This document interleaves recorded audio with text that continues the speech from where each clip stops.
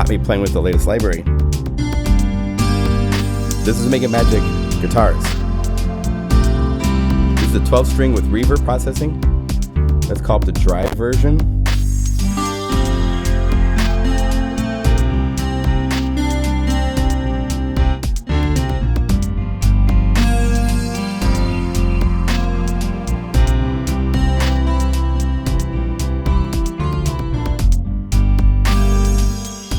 Or let's go to the MegaMagic 2 processing, which has octave shifting in the reverb.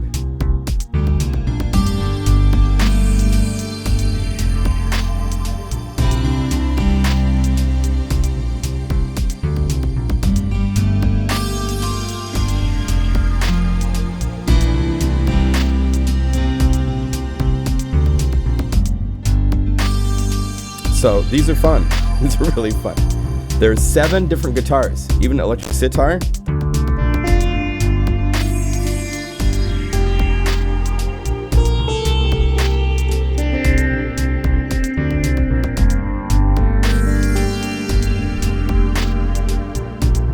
There's nylon, here's a classical.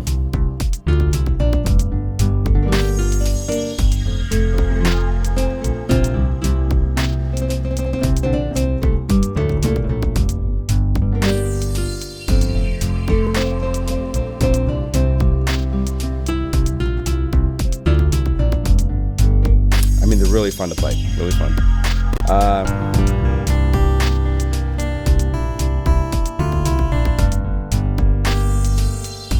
I'll stop for a minute. Hi, my name is John Skippy Limcool. Welcome to MegaMagic Guitars Part 1. I decided to make it 2 parts. There's the distinction of this library having 6 samples to make the guitars. Those 6 notes. And then I have probably around 90 single samples of all sorts of different tonalities from these guitars that Eric played. I'll explain and talk about Eric in a second here. But so part 2 will be just single sample patches. The multis will be like synth layers and grooves and stuff like that. The multis, I really wanted it to be really clear and simple. The multis are only guitars. There's 4 versions of most. The sitar didn't need the intimate. But there's a 12 string, there's 2 different steel strings, 2 different nylons, and then the electric sitar. So that's a really cool selection of guitars. I made the library really affordable by making it into 2 parts instead of putting it together and making it more expensive. So hopefully more of you can afford it to get it, because new guitars are needed for Omnisphere. It's been a while since there's been guitars. And the guitars that are there, they're nice. They velocity switch, so they're really abrupt. I used to have arguments when I was doing voicing with Korg, with sample people, because, I sold Korg workstations, and those are not velocity switching at the time. They were just single samples, but the argument was I can do maybe more expressive dynamics with parameters in a synthesizer engine than you can with 4 samples that are velocity switch, because there's this abrupt change from one to the next. Whereas here, if I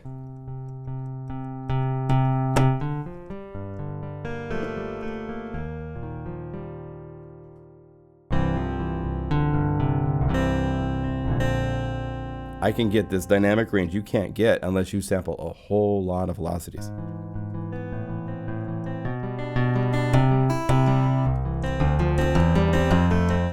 And that's because there's parameters inside of Omnisphere. I'm getting deep into the envelopes that when you play, the envelopes, they change decay and release times. So, the story is this. I did a recording session with a friend of mine, Eric Hailstone. I hired him. I hired a studio. We had him. He brought a whole bunch of really nice guitars. At the end of recording 2 or 3 hours of guitars is when I did the 26 minutes of the bells and the pan flutes and the harmonicas that are bells and winds. And I was like, this library is going to take a while to map out. And so I did the bells and winds first. And I'm really glad I did that. It gave me some inside knowledge on how I wanted to approach this, so that that actually went a step further. There's 2 different MegaMagic processings now. But we recorded a number of guitars. him playing open strings and then playing glides and playing little phrases and playing with different nuances and different dynamics. It's amazing. Really, really amazing. This is really, really fun to play with. This is like Laravi, I believe. I don't know guitars very well, but this is a steel string. We have both the direct input and the microphone version.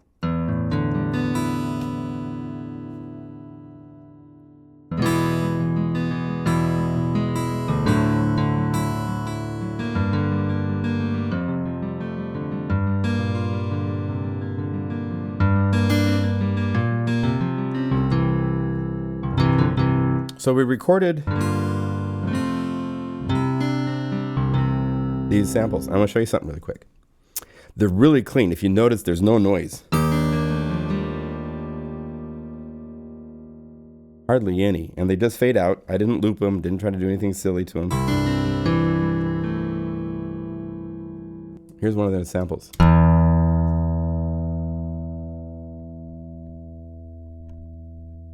And this is in RX, and I use RX.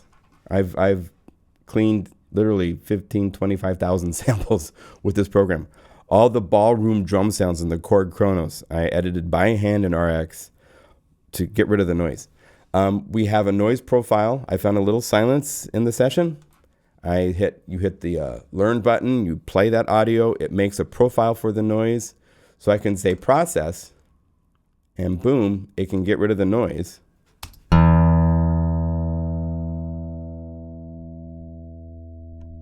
And this is a click. There were clicks, there were chair squeaks. You can use this instant processing to go in and use a brush and boom.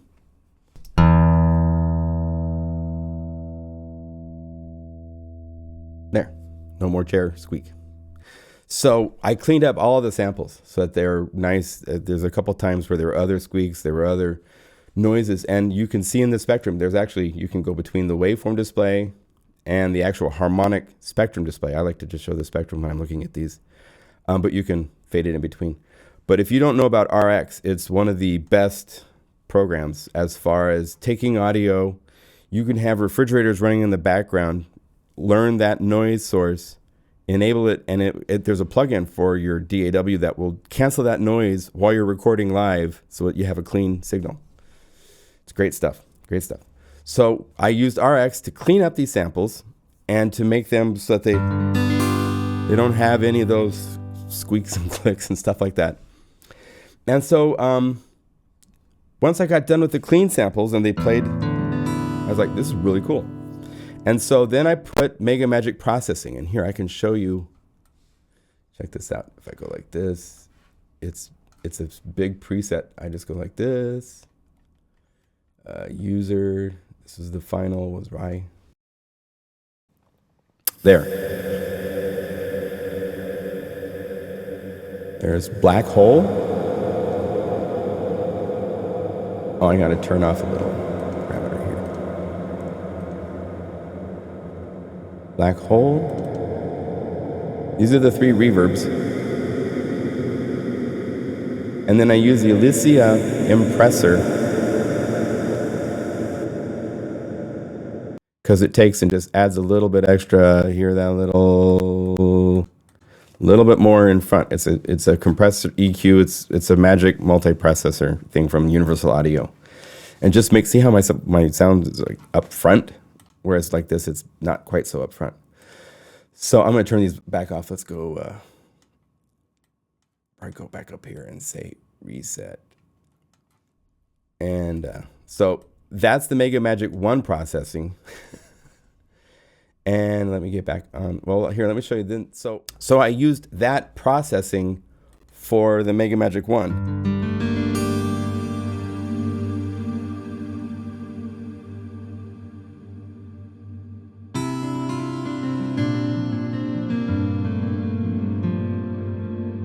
So here's dry.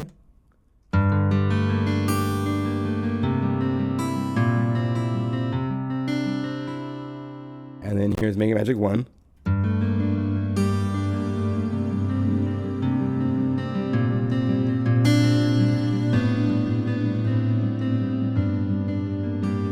Okay. MegaMagic 2, I used Oh, here, I'll show you the preset. Here we go again. Get ready for a weird sounding voice. This will be really weird because it's got octave shifting in the reverb. So here we go. User setting. Yes. Hear that? So it's kind of bouncy by itself, but I put reverb in front of it, which smooths it out. So by putting Valhalla and this. So the end result of that crazy effect chain takes the MM1 sound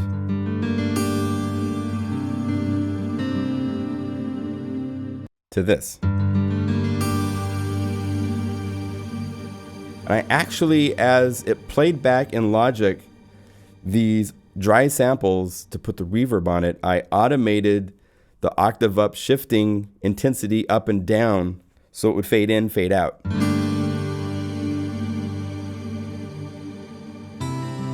I didn't want it at the beginning, and I didn't want it to stay the whole time. I wanted to kind of like just do this magical, I love things that fade in, fade out. It's kind of more organic.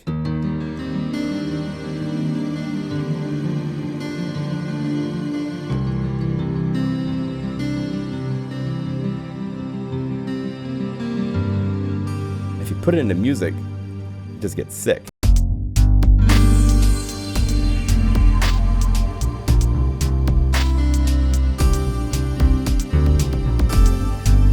Play the right notes.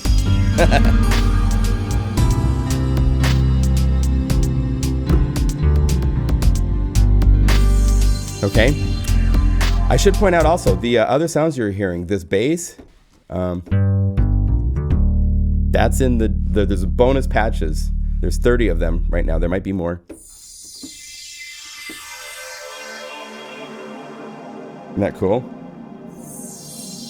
So these are in the library. The drums, by the way, is my MegaMagic drums. This is one of the chill grooves. If you normally play it, it has this. And this is 2. Right?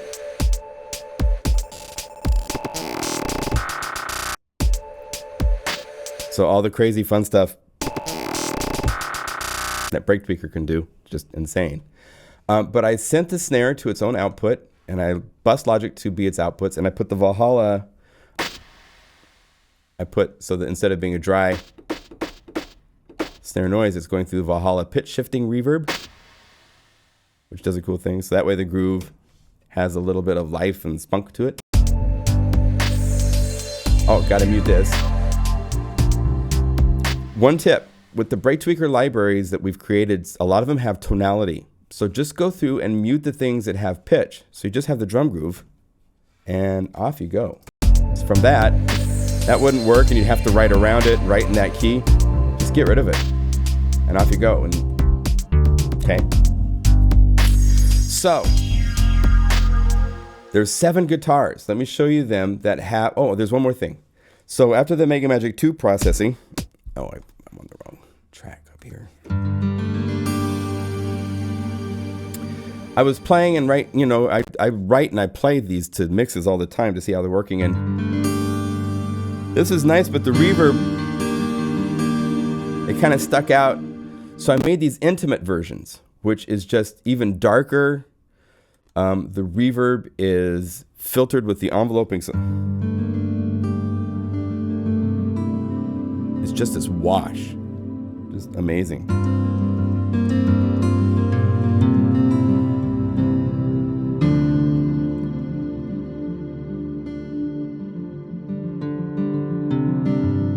And when you play these, I sent these to Jason. Jason Schofer did some of the bonus patches, and he's like, he goes, they shocked me when I played them, how expressive and, to be able to go.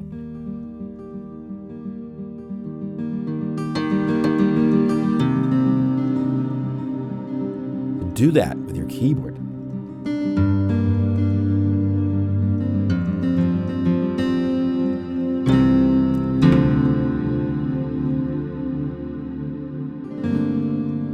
So you have to learn to do your strums. It's very important if you're going to try to sound like a real guitar player. Okay, so that's the idea. Let me show you real quickly and then we're done. There's a 12 string.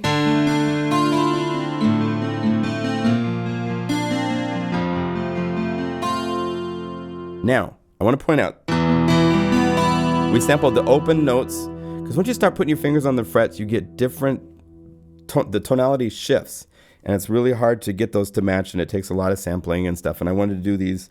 I'm not trying to sound like these really expensive guitar libraries that have 8,000 samples and velocity switching and key switching, and God bless them. That's an awful lot of work to do that, and they sound more like a real guitar than this, but they don't play like this. It's a different thing, and so be aware that you can probably go up 2 or 3 notes, maybe even to G,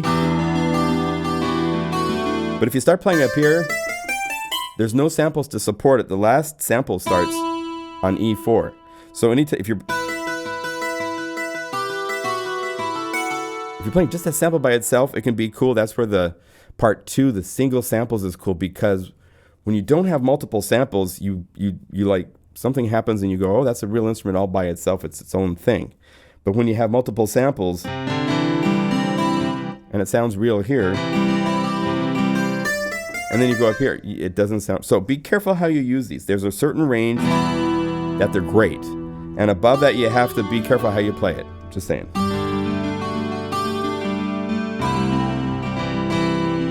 And work on your broken chords. Take a chord like a G chord and open it.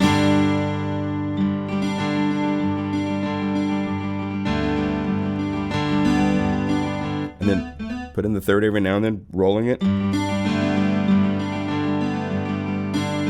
That's how guitar players play. They have 6 strings. They can't. If you do that, they get. Okay. So let me show you these. Okay, here's the intimate.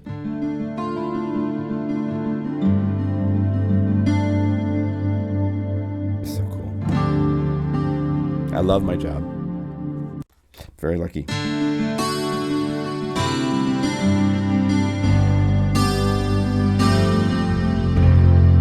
Some of these were really good down low for bass.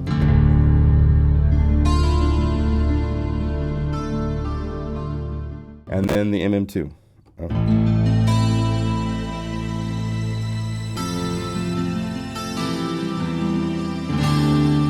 These do good to hit and let them roll out, or to play little.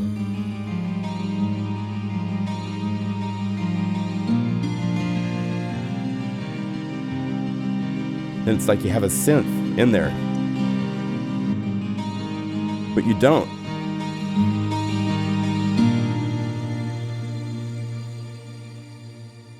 Cool. Okay, electric sitar. This is actually from the Line 6 Variax, which is a really cool guitar that has a knob you spin, and it's using physical modeling and so forth to create virtually any type of guitar you can imagine. It's really impressive.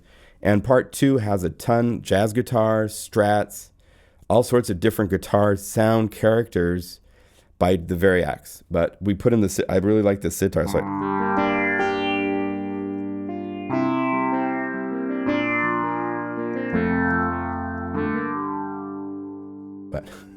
okay, add the reverb in.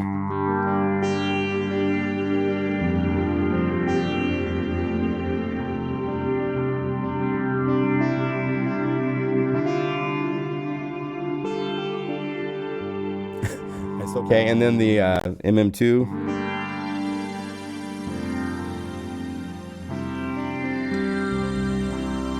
Okay. Now the Aria is the classical nylon, the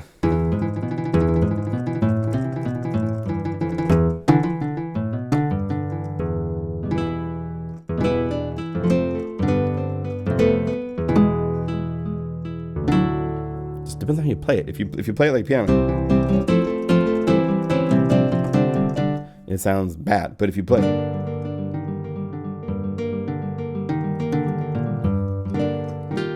it sounds very nice.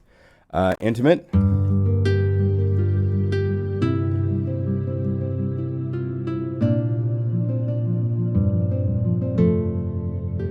And if you want the release to be shorter so you don't have it ringing so much into the mix, just go to each one of these to the amp envelope, which is at about 7, bring it down to like 4 seconds maybe. And you have to do it to 6 patches because it's taking 6 patches to make this one sound. Now the advantage to this too is if you want, typically lower strings ring longer. So you could do a thing where the first sample is the bottom sample. I do it sequentially. So this is E2. If you look at the multi at stack, the first sample is the low range. And then up the keyboard. You can have different release times, different filters, even different effects, all sorts of different things to each sample. Because it's 6 separate patches, it's really easy to go in and do that. But now, rings less. So.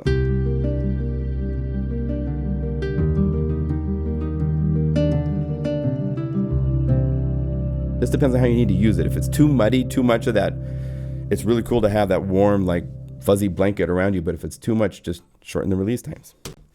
Here's the, see how it's really bright in the reverb?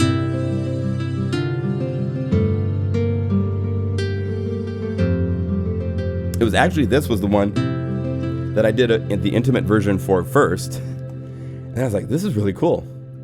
So I had to do it to everyone because...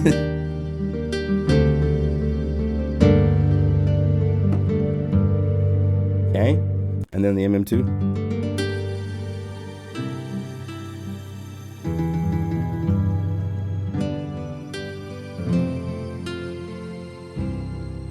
So you get to figure out how to use these. The other nylon is a Yamaha direct input, so it's a whole different character of a guitar.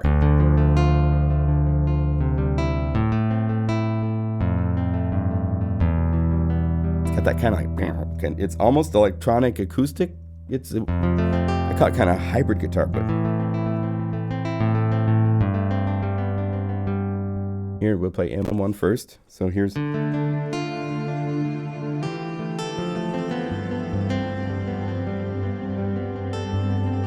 awesome, and then the intimate's just darker.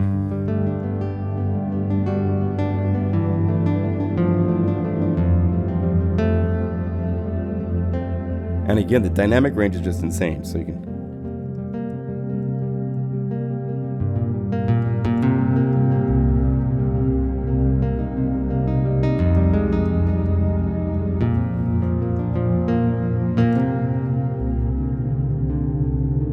Good guitar players always have that noodling where they're doing stuff, it just adds to it, but it doesn't stick out. So if it was if everything you played was like that, it'd be like, ugh. Now you got that nice. Okay. And then the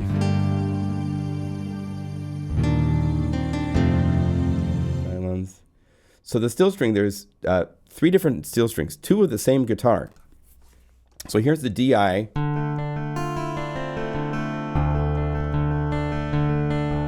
And then here is the microphone.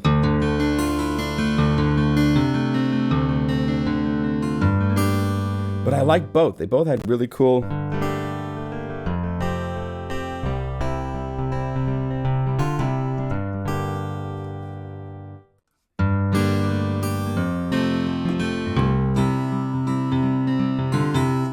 But what's cool with this, if you want, it does take more CPU power, of course, but you can have this be the dry microphone Omnisphere and call up another Omnisphere and have it be the direct input. And you just go to your sequencer and enable both of them so that you can play both of them at the same time. And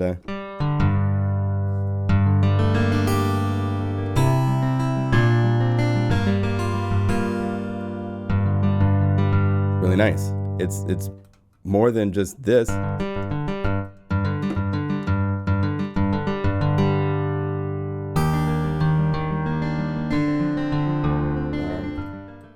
So that's why I kept the DI and the mic versions of both those guys. Where are we at? I think I have the wrong Omnisphere up. So let's go like that. Okay, so here's the microphone.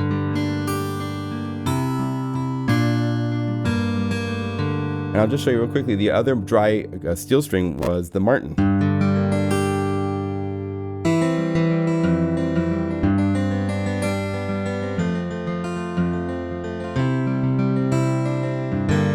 So There's 2 different steel string, 2 different nylon, 12 string, the electric sitar.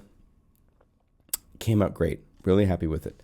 On top of this, there is, if we initialize this really quick, bonus, and they're really fun to play with. You heard some of them in the demo song at the beginning, but there's 30 plus pads, textures, some BPM stuff. I'll show you one. This is one I came up with that I really like, playing like Picasso.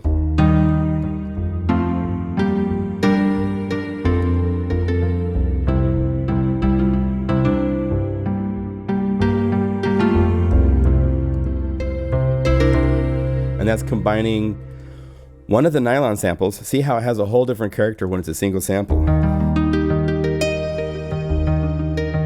Doesn't even sound like a guitar, it's like a harp kind of thing, right? And then I combined it with one of the vocal pop stacks from Omnisphere's library.